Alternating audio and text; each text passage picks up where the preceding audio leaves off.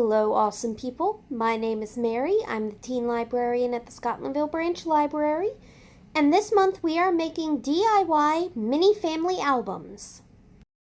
As usual, the quick heads up, supplies are very limited, first come, first serve, and I'd like to give a shout out to Shutterfly.com for this idea.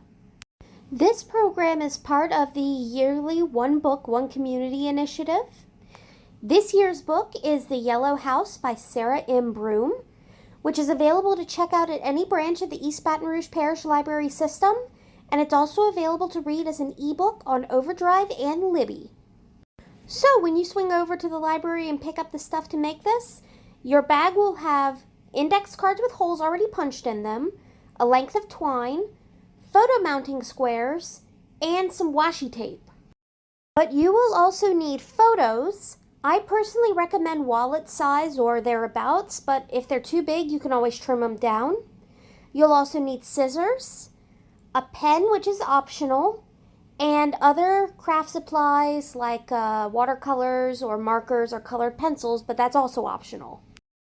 Alright, so first you want to prep your photos.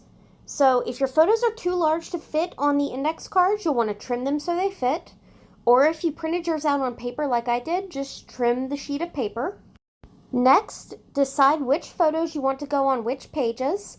Obviously, if you've got like a chronology going, you can do it that way, or you can do it based on, different members of your family, or however you want to arrange them.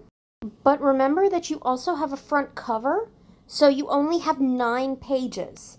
You can put more than one photo on a page, but remember, you might not have enough room to put a caption if you do that. Now use those photo mounting squares to stick your pictures down to the index cards. Make sure you don't stick them too close to the punched holes. It might make it hard to open up the book and see the photos once everything is tied down. A little bit more info about those mounting squares. They're double-sided, they're sticky on both sides, and there's going to be 2 sides to it. There's the side with the heart, which I'll call the front, and then there's the side without the heart, which I'll call the back. So these squares, they tear at each little line, so when you're ready to take one off the strip, just grab it and pull, and it'll split apart nicely. What I personally suggest when you're sticking your photos to these index cards is tear off one of the squares first, peel the back off, stick the back to your photo, and then take the little tab that's got the heart on it and peel that off, and then you can stick it to the index card. But if you want to do this another way, you're more than welcome to. This is just what I found the easiest. Okay, so now that all of your photos are stuck down, go ahead and decorate. You can give captions to each page of your album. Let's say somebody picks up this album 50 years down the line. You might want to let them know, who is this individual on this page, or what event do you see going on here? You may also consider giving a title to your album, which you'll put on the front cover. So we've given y'all some washi tape so you can decorate the edges of your pages or decorate the cover. But if you have other craft supplies like markers or colored pencils or watercolors or other kinds of paints or whatever, you can also further decorate the album however you feel like.